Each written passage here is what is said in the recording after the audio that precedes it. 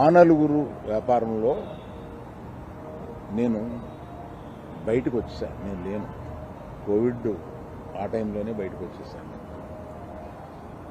నాకున్న అంటే ఎగ్జాంపుల్ మీరు ఇలా చెప్పొచ్చు అనుకోవచ్చు. తెలంగాణలో నాకు ఒక్క థియేటర్ కూడా లేదు ప్రస్తుతం.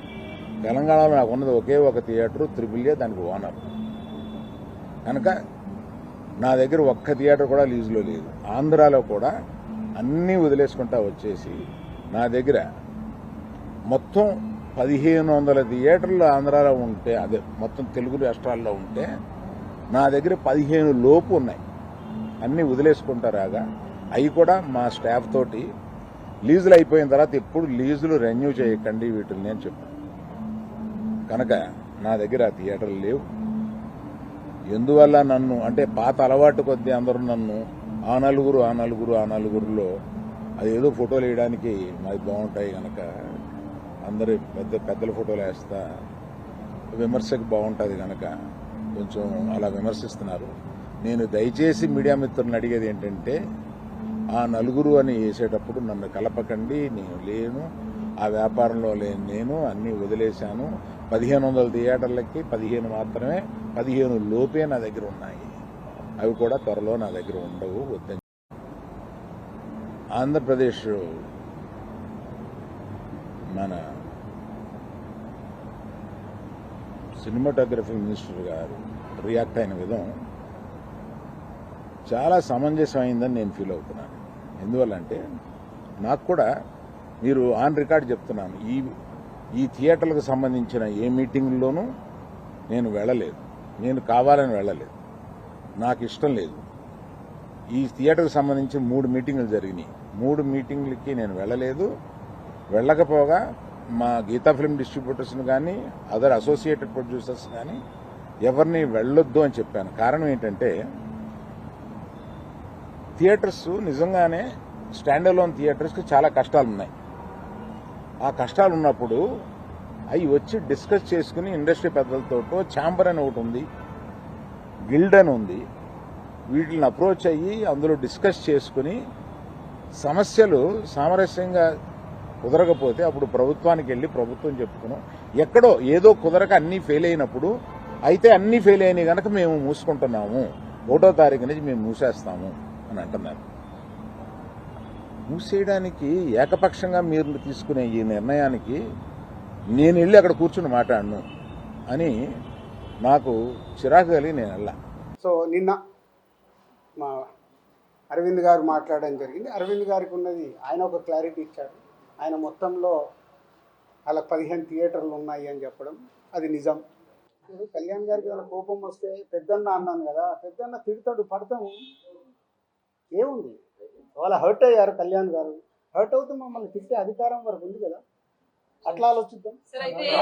కళ్యాణ్ గారి గురించి నేను 22 ఏళ్ళ నుంచి చూస్తాను. ఆయన కోపం వచ్చినప్పుడు ఆయన కోపపడేలాగా ఎపిసోడ్ జరిగింది. కానీ వారి సినిమానే టార్గెట్ చేశారనేది ఒక నెగిటివ్గా వారి దగ్గరికి వెళ్ళింది. అది కాదు ఇక్కడ జరిగింది. June 1 థియేటర్లు బంద్ అని మీరందరూ హెడ్లైన్స్ ఇవ్వడమే మేజర్ ప్రాబ్లం. ఈ లోపలనే ఈ ఎపిసోడ్ అంతా ఇంకొక సైడ్ డైవర్ట్ అయింది. అది మీ అందరికీ తెలిసిందే. కళ్యాణ్ గారి సినిమా మీదకి ఇది డైవర్ట్ అయ్యి కళ్యాణ్ గారి సినిమాని ఇలా అనుకుంటున్నారు. దాంట్లో మేబీ నా పేరు డైరెక్ట్గా ఎక్కడా రాలేదు కానీ ఇండైరెక్ట్గానే వచ్చిందని అందరూ చెప్తున్నారు. కళ్యాణ్ గారి సినిమా ఆపే దమ్ము, ధైర్యం ఎవ్వడు ఆలోచించరు. ఎందుకంటే ఫస్ట్ థియేటర్లు బేసిక్గా ముయ్యరు. ఈ రోజు వరకు థియేటర్లు ముయ్యడం అనేది నా 30 ఏళ్ళ సర్వీస్లో నేను చూడలే. షూటింగ్లు ఆపుకున్నాం, ఎందుకు మా బాధలు ఉన్నప్పుడు ఆపుకొని ఏమైనా సాల్వ్ చేసుకోవటానికి. కానీ థియేటర్లు ముయ్యడం అనేది ఈ రోజు వరకు జరగలే. అది ఎపిసోడ్ కాస్త కళ్యాణ్ గారి సినిమా మీదకి తీసుకెళ్ళారు. గవర్నమెంట్స్ కూడా అలాంటిది కమ్యూనికేట్ చేశారు మధ్యలో. సో ఎవరు అడ్వాంటేజ్లు ఏమున్నాయో ఇక్కడ తెలియదు. అడ్వాంటేజ్లు ఉన్న వాళ్ళు భయంతోనో భక్తితోనో కమ్యూనికేషన్ రాంగ్గా కమ్యూనికేట్ అయ్యింది. సో అప్పుడు దుర్గేష్ గారు మినిస్టర్ నాతో మాట్లాడడం జరిగింది. ఆ రోజు కూడా నేను చెప్పాను, సార్ థియేటర్లు ముయ్యరు, అది జరిగింది. జాయింట్ మీటింగ్ ఉంది, ఈ జాయింట్ మీటింగ్లో క్లారిటీ వచ్చేస్తాం. జాయింట్ మీటింగ్తో అందరూ యునానిమస్గా ఒప్పేసుకొని క్లోజ్ చేశారు. బట్ ఈ లోపలనే గవర్నమెంట్ సైడ్ నుంచి గవర్నమెంట్కి వెళ్ళిన కమ్యూనికేషన్ వల్ల థియేటర్లు ఇట్లా కళ్యాణ్ గారి సినిమాని ఇలా టార్గెట్ చేస్తున్నారు, ఇలా అనేది ఒక రాంగ్ కమ్యూనికేషన్ అని నేను అనుకుంటున్నాను. మరి అది వాళ్ళకి రాంగ్గా వెళ్ళిందా రైట్గా వెళ్ళిందా నాకు తెలియదు. But my point of view wrong కమ్యూనికేషన్తో కళ్యాణ్ గారి సినిమా మీదకి తీసుకెళ్ళారు. Subscribe to One India and never miss an update.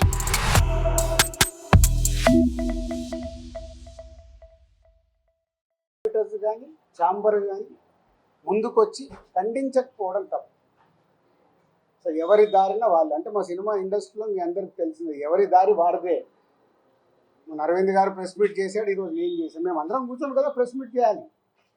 ఇండస్ట్రీకి సంబంధించిందంటే మేమందరం, మమ్మల్ని పెద్దలు అంటారు, మాకు రెస్పాన్సిబిలిటీ ఇస్తారు, కానీ మా దాంట్లోనే మేము అందరం కూర్చొని మాట్లాడడానికి భయం, ఎవరు మాట్లాడితే ఏది ఎలా వెళ్తుందని. సో ఆ June 1 అనే టాపిక్ అలా వస్తే బయటికి మట్టుకు June 1 థియేటర్లు బంద్ అని స్ప్రెడ్ అయిపోయింది.